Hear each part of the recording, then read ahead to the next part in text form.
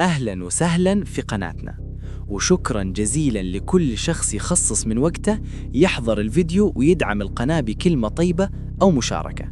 وجودكم ومتابعتكم هو سبب استمرارنا بعد توفيق الله وتقديم الأفضل دائما، ونتمنى نكون دائما عند حسن ظنكم. الحين بدون ما نطول نبدأ قصتنا على طول. اسمي سعود، عمري 29 سنة، أشتغل في فريق بحث وأنقاذ تابع للدفاع المدني في السعودية. أغلب شغلنا يكون في النفود والمناطق اللي ما فيها طرق رسمية. الصحراء نعرفها زين، مرات تكون هادية ومريحة، ومرات تحسها مكان ثاني ما فيه ولا صوت إلا صوت الهواء، حتى أثرك ما تلقاه.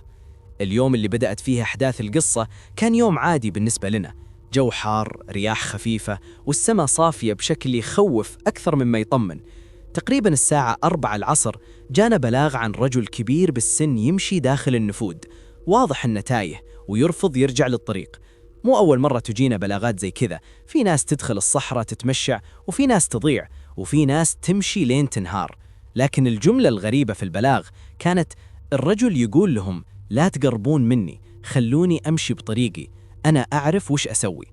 رفعت راسي وطالعت زميلي فهد وقلت: يا رجل، وش سالفة هذا يحتاج إسعاف مو فريق بحث. قال: والله ما أدري، يقولون يمشي بخط مستقيم وما يرد على أحد.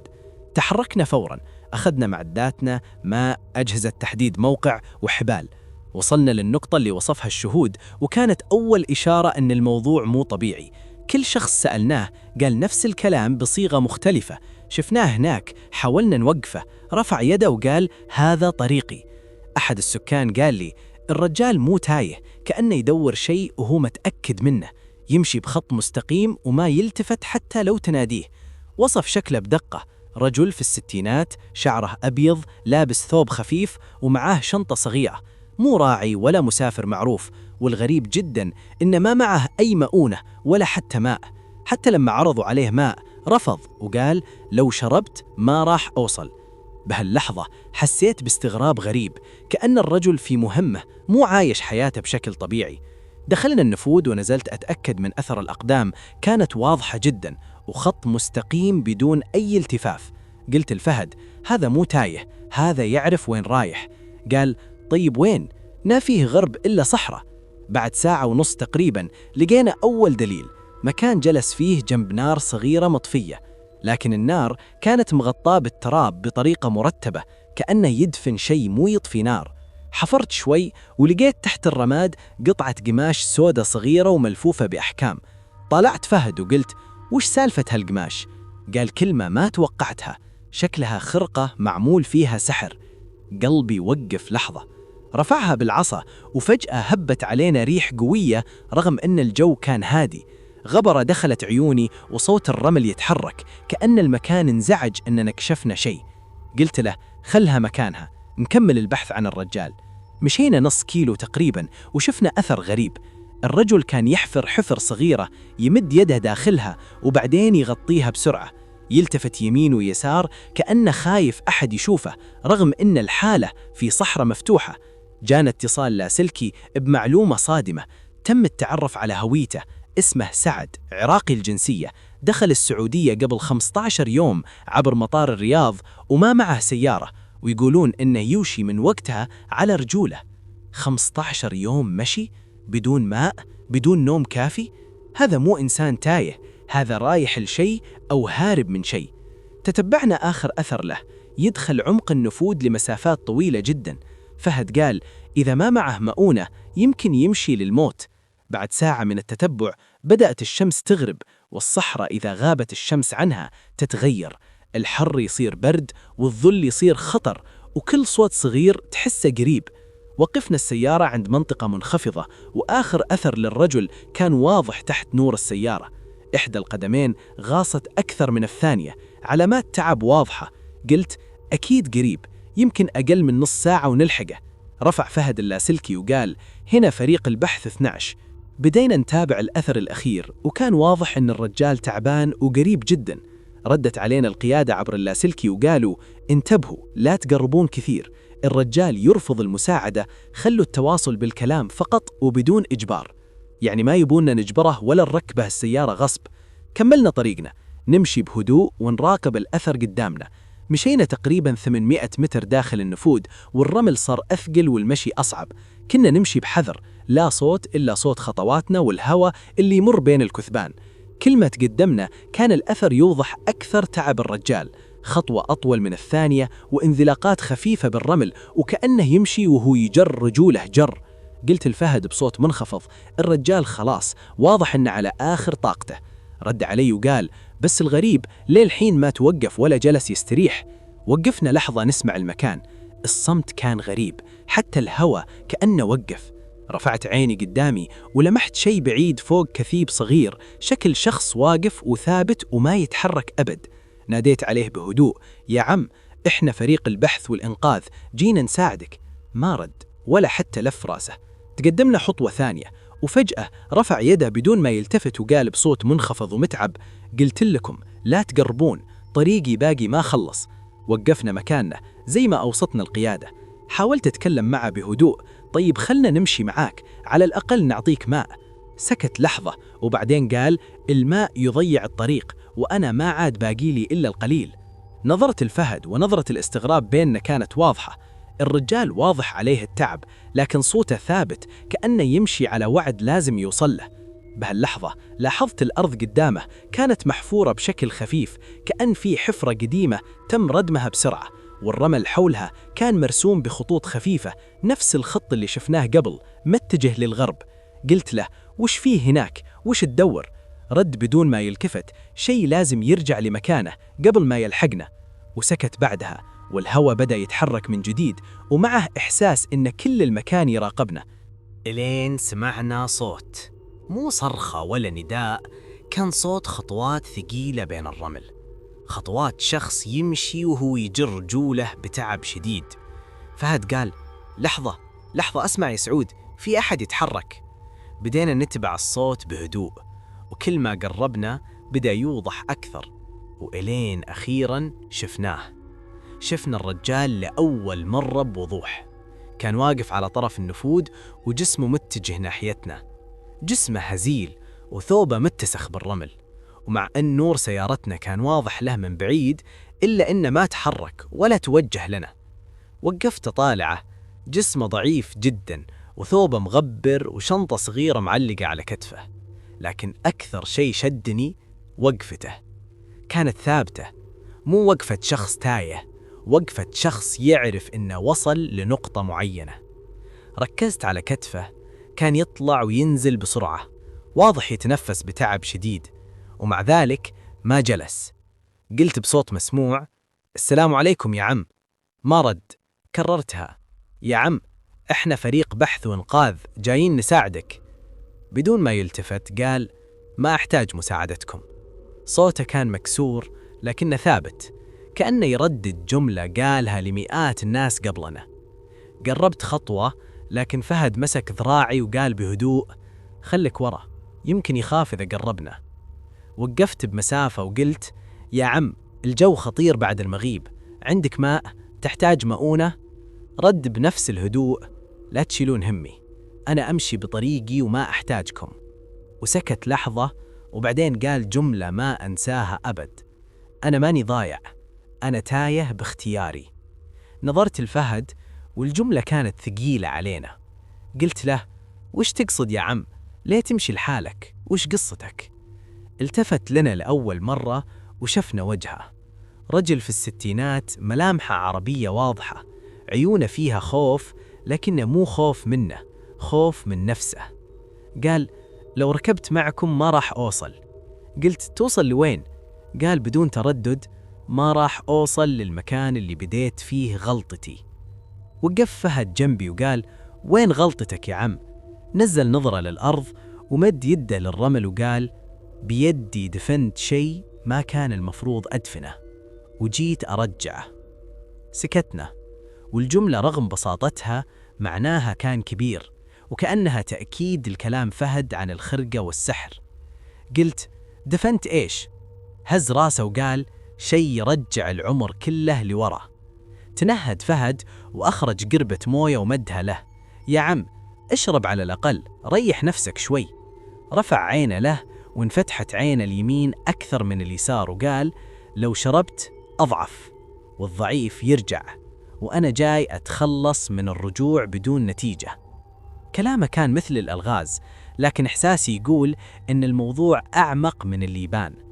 قلت: يا عم، الليل دخل والنفوذ خطير، نقدر نوصلك للمكان اللي تبيه، بس ارتاح وخلي الباقي علينا. هز راسه بقوة وقال: أنا أمشي، واللي أسويه لازم أكمله، ولا حد يشيلني ولا يساعدني. فهد حاول يلينه: بس يا عم ترى كذا بتموت. ابتسم ابتسامة حزينة وقال: الموت أهون من الرجوع بدون نتيجة. قربت خطوة صغيرة وسألته: وش الشيء اللي تدور عليه؟ يمكن نقدر نساعدك. مسك شنطته بقوة وقال بصوت منخفض: أدور على رجل ما تستاهل رجولة تضيع أثرها. التفت لفهد، ما فهمنا قصده. قلت: مين الرجل؟ ولبك؟ قريبك؟ هز راسه وقال: لا، رجل كنت أبي أقطعه من حياته، والحين جاي أرجع له عمره. وقفنا مصدومين. كلامه كان اعتراف بدون تفاصيل. قلت: وش اسمه؟ يمكن نعرفه. قال: ما أذكر اسمه ولا أبي أعرفه، أبي أوصل المكان وأدفن له هذا. سألته مباشرة: وش تدفن بالضبط؟ تكلم تكفى. قال: شيء دفنته ببلاد غير هذه البلاد. إشارة واضحة إن الرجال جاي يصلح غلط قديم، مجرد رجل نادم يمشي بتوبة ثقيلة. وفجأة رفع راسه ناحية الغرب كأنه يسمع شيء وقال: المكان قريب، قربت أوصل.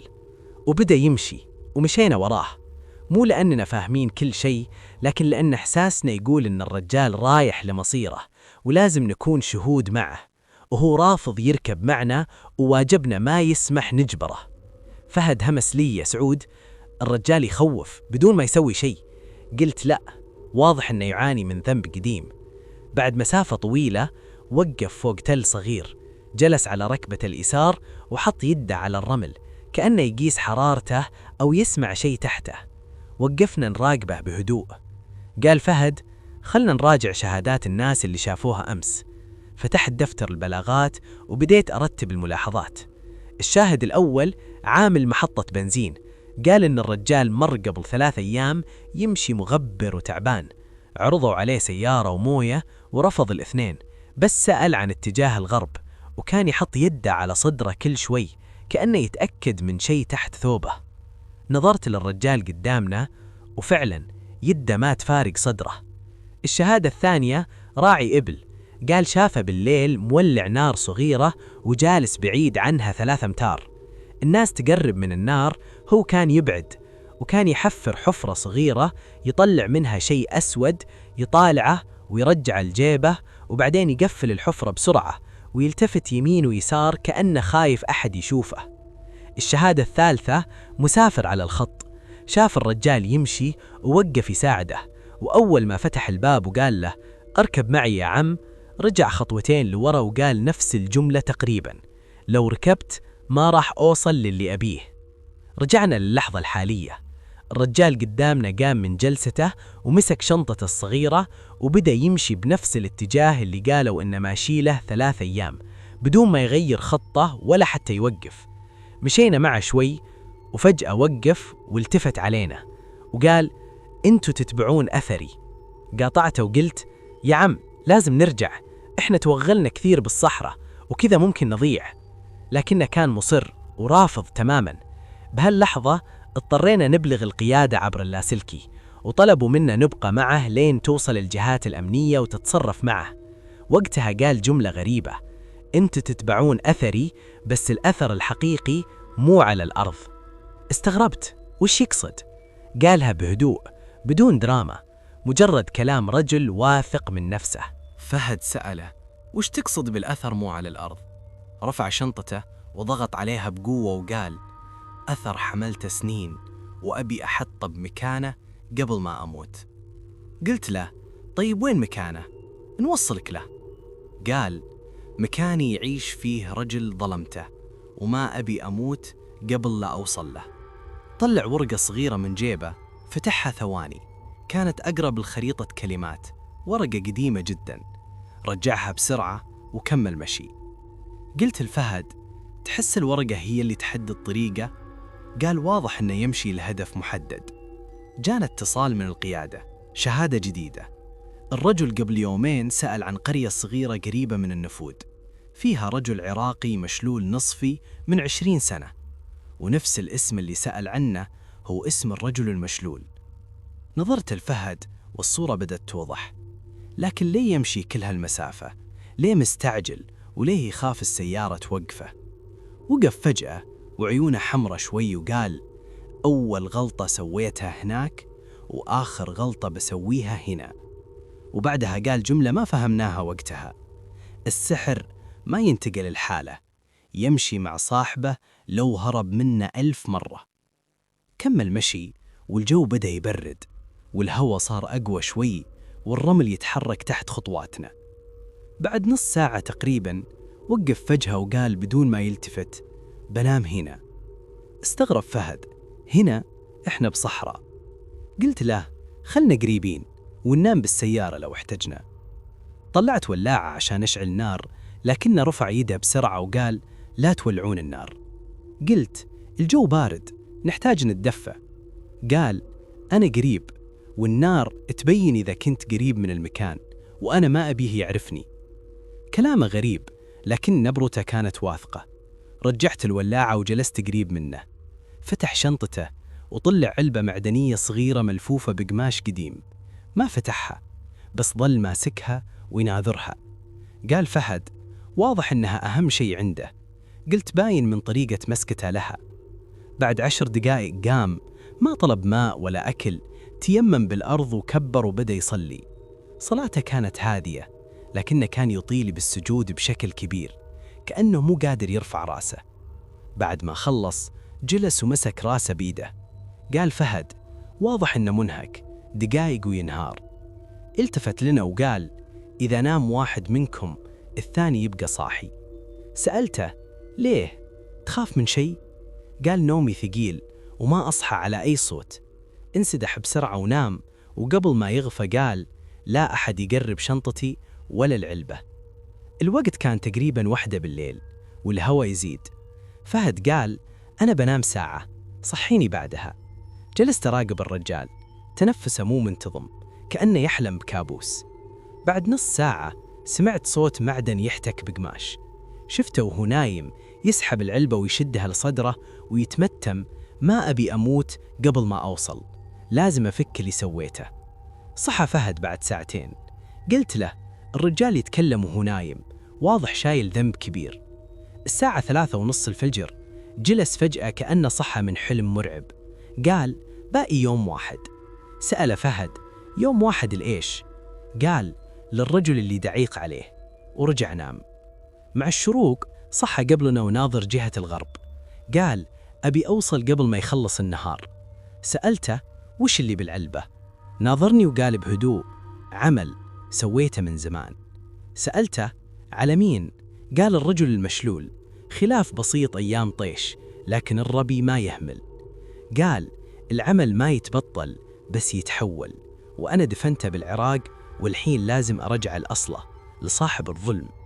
وضح لنا أنه مو جاي يسوي سحر، جاي يصلح خطأ قديم رجع عليه من 3 سنين. تعب، كوابيس، إحساس بالعجز.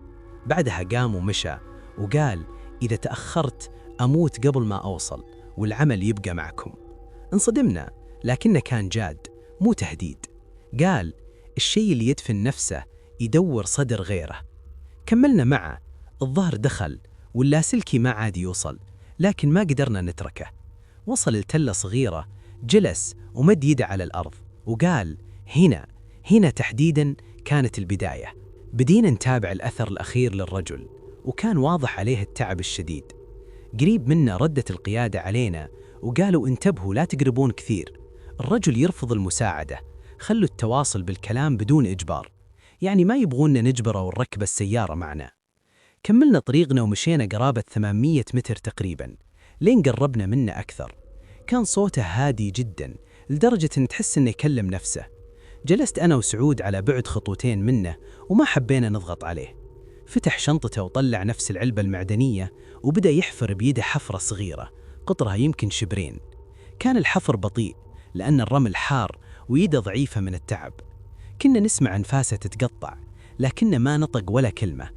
كل شوي يوقف ويناظر للشمس ويرجع يكمل. بعد ربع ساعة وقف وقال بدون ما يلتفت: المكان مو هنا. أخذ شنطته ومشى خطوتين وبدأ يحفر من جديد.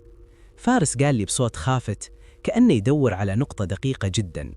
قلت له: إي والله واضح إنه حافظها بس مو متأكد، لكن السؤال وش داخل العلبة؟ بعد أكثر من ساعة تعب الرجل وجلس وحط العلبة قدامه. سعود قرب شوي وقال له: تبغانا نساعدك بالحفر؟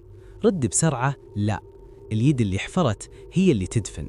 سكتنا وما قدرنا نزيد عليه. طلع منديل من جيبه ومسح العلبة بحذر كأنها شيء ثمين. القماش الملفوف حولها أسود ومهتري وقديم جدا.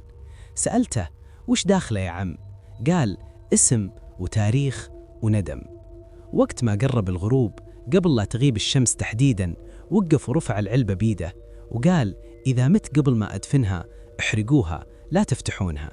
سعود سأله: طيب ليش؟ رد بدون ما يرفع صوته: اللي داخل هذه ما ينفع يطلع للهواء أبدا. صوته ما كان فيه خوف، لكن كان فيه شيء ثقيل. الليل نزل علينا والجو صار بارد بشكل مزعج. الرجل جالس على ركبته وإحنا تعبنا معه. بدأ يكتب على الرمل خطوط خفيفة ما قدرنا نقرأ شيء، لكن الحروف كانت كثيرة كأنه يكتب طلاسم أو أسماء. بعد شوي مسحها كلها بكفة وقال: ما تبطلت، باقي خطوة واحدة. ما سألناه وش يقصد، ما عدنا نبغى نعرف.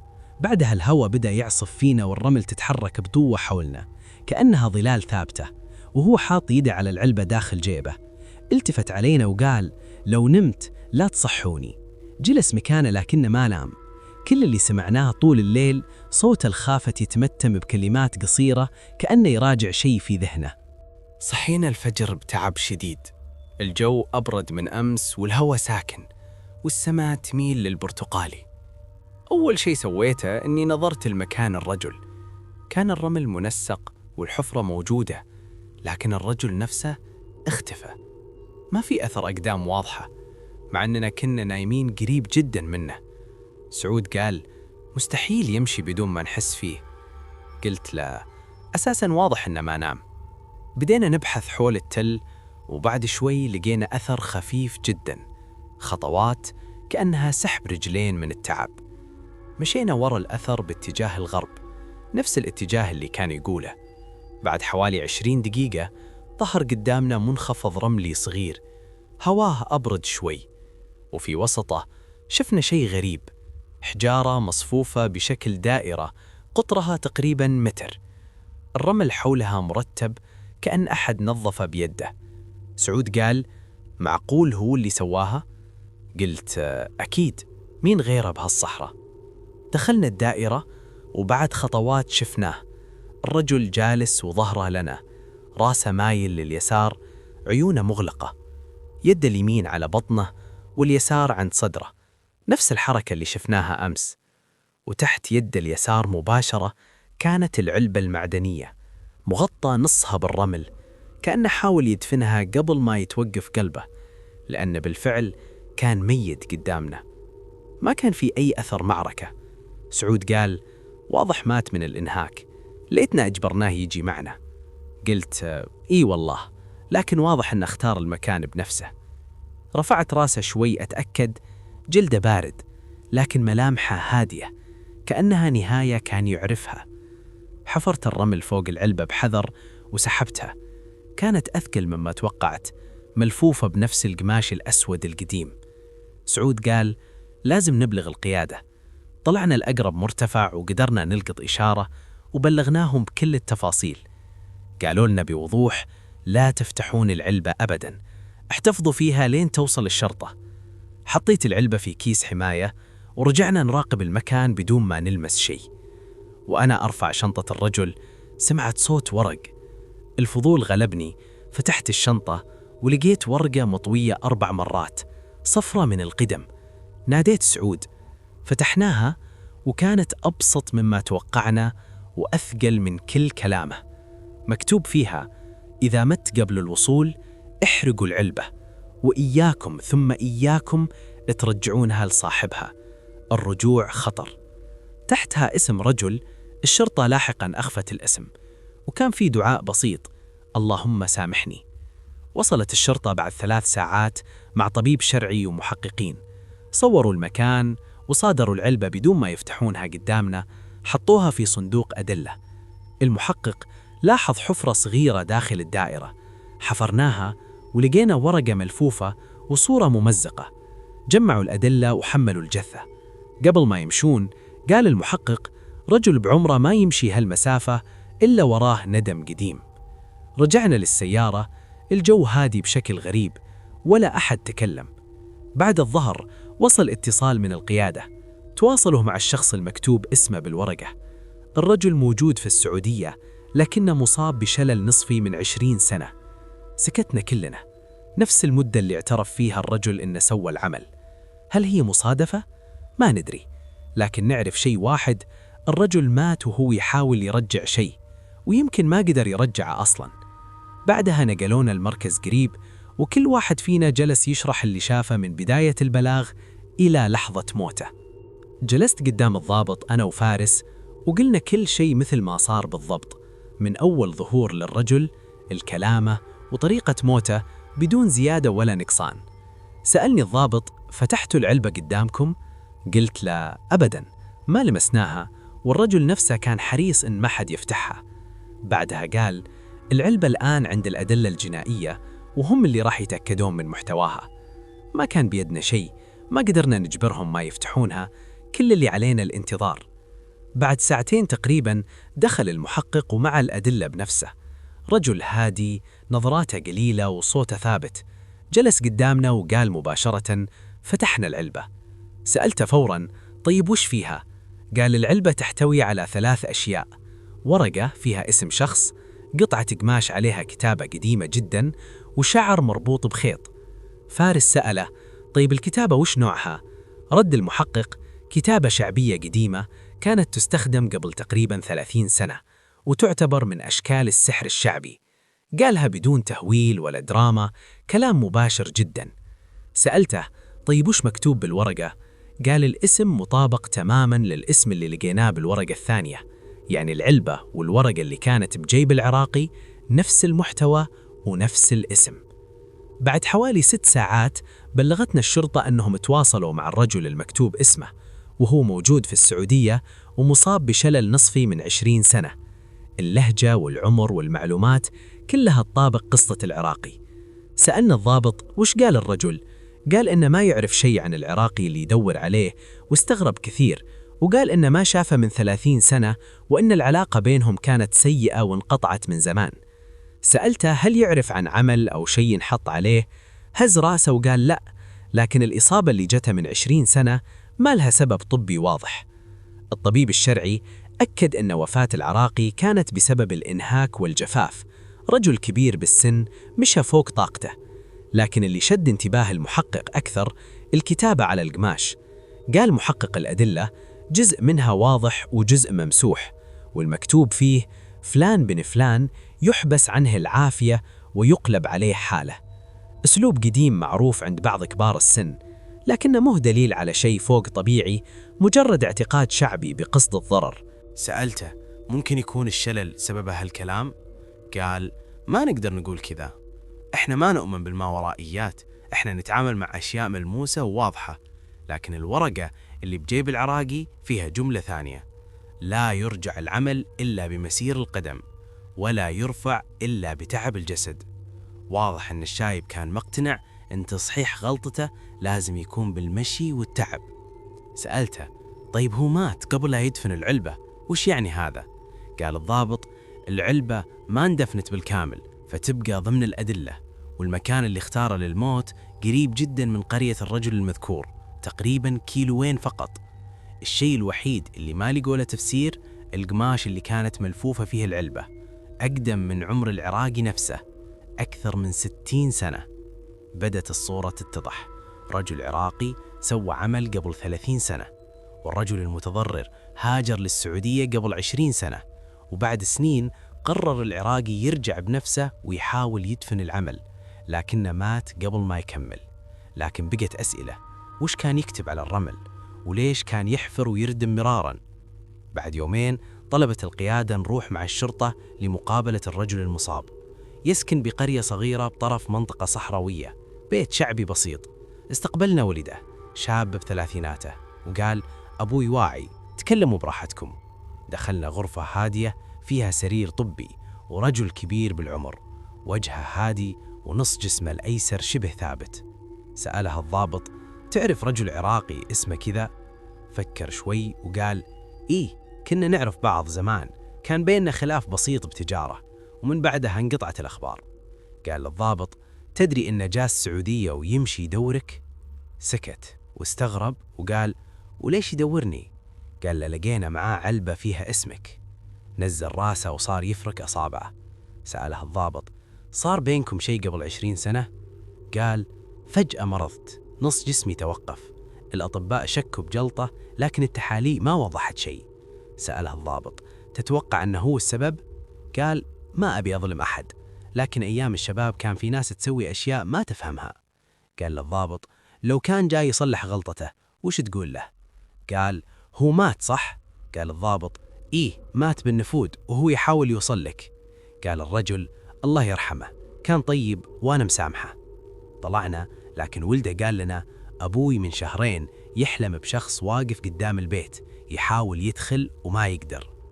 بعدها قال الرجل بنفسه: هل كان معه شيء بدفنه؟ قال الضابط: إيه، وكان يحاول يحفر بكل مكان. قال الرجل: لازم يظل مدفون، بعض الأشياء ما تنفع تطلع للنور. بعد أسبوع تقريبا اتصل فيني المحقق وقال: في شيء جديد، تعالوا. دخلنا غرفة الأدلة.